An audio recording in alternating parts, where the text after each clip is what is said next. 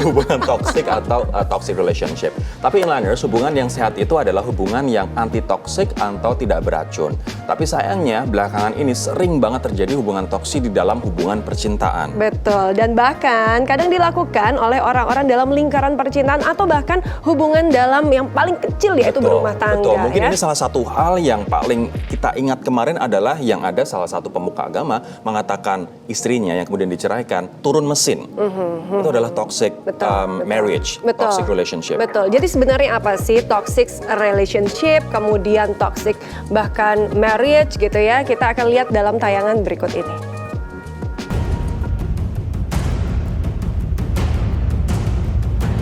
Inliners pernah terjebak dalam hubungan toksik?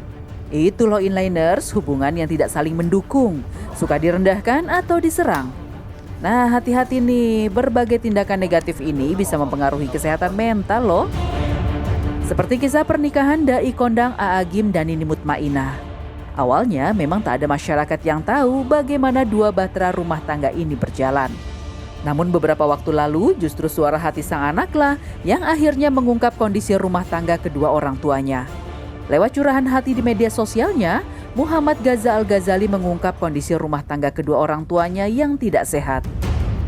Gaza membeberkan berbagai tindakan yang menurutnya toksik dalam hubungan ayah dan ibunya.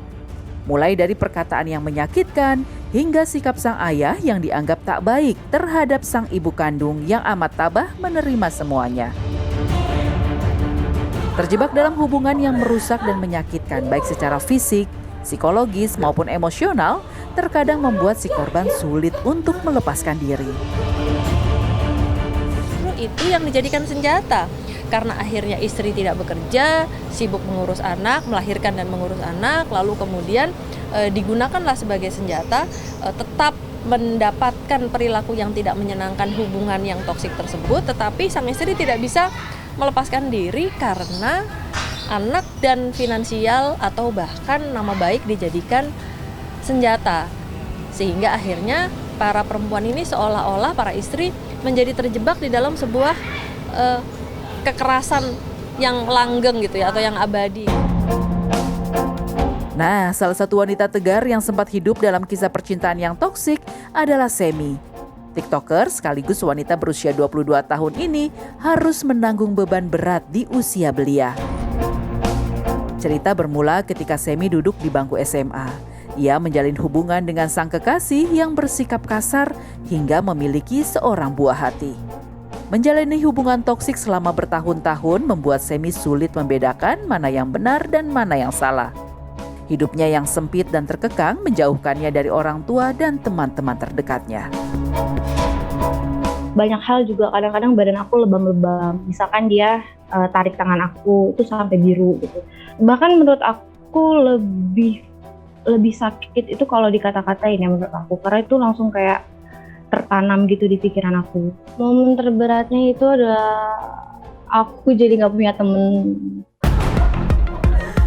Inliners, ada beberapa tanda nih yang mengindikasikan Anda berada dalam kondisi hubungan yang tidak sehat. Pertama, selalu merasa dikontrol oleh pasangan. Selanjutnya, sulit menjadi diri sendiri karena Anda berada dalam kondisi selalu dicurigai dan dikekang. Nah, ciri lainnya inliners, sering dibohongi. Hubungan toksik membuat Anda jadi sering bohong untuk mencari aman atau jadi korban kebohongan pasangan. Dan terakhir, ada kekerasan fisik. Wah, kalau sudah fase ini sih, toksik abis nih hubungan. Jadi, jika inliners berada dalam kondisi toksik, cari bantuan dari orang yang terpercaya ya, seperti keluarga, teman dekat, dan profesional seperti psikolog. Mulailah self-healing, berani mengungkap kebenaran, dan keluar dari kondisi toksik. You inliners, jalin hubungan yang sehat dengan pasangan ya, karena hubungan yang sehat dan harmonis menentukan kualitas hidup kita untuk berkembang lebih baik bersama anak-anak dan orang-orang sekitar. Tapi kalau kita bicara mengenai toxic ya, dan ini bicaranya kalau tadi kan lebih banyak dari laki-laki terhadap perempuan yang melakukan itu. Coba deh kita lihat sekarang ini, banyak juga perempuan-perempuan mandiri yang mampu menghidupi dirinya sendiri, bahkan keluarganya, kemudian juga dia bisa melakukan toxic kepada pasangannya. Oke, jadi Itu karena juga dia harus merasa hati-hati. independen, merasa mampu, kemudian mungkin suami gajinya lebih rendah daripada dia, Apapun akhirnya ya. dia meremehkan gitu. Iya, jadi hal-hal ini juga perlu kita pahami ya untuk pihak perempuan dan bahkan pihak pasangan untuk tetap saling toleransi, tahu menjaga batas-batasan Betul. privasi dengan bahasa cinta yang berbeda-beda. Tapi ada satu hal yang disampaikan oleh salah satu influencer di media sosial yang aku ikuti, dia orang Amerika. Dia mengatakan bahwa beberapa hal yang dia dapatkan, kenapa pernikahan dia bisa bertahan sampai dengan 17 tahun, salah satunya adalah saling mengangkat harkat dan juga derajat dari masing-masing pasangannya. Betul. Bukan saling menjatuhkan, Betul. bukan meremehkan, tapi justru malah saling mengangkat Ya. begitu. Kemudian juga kita harus kadang-kadang menjadi pemimpin yang baik dan juga menjadi follower yang baik pula. Oke, itu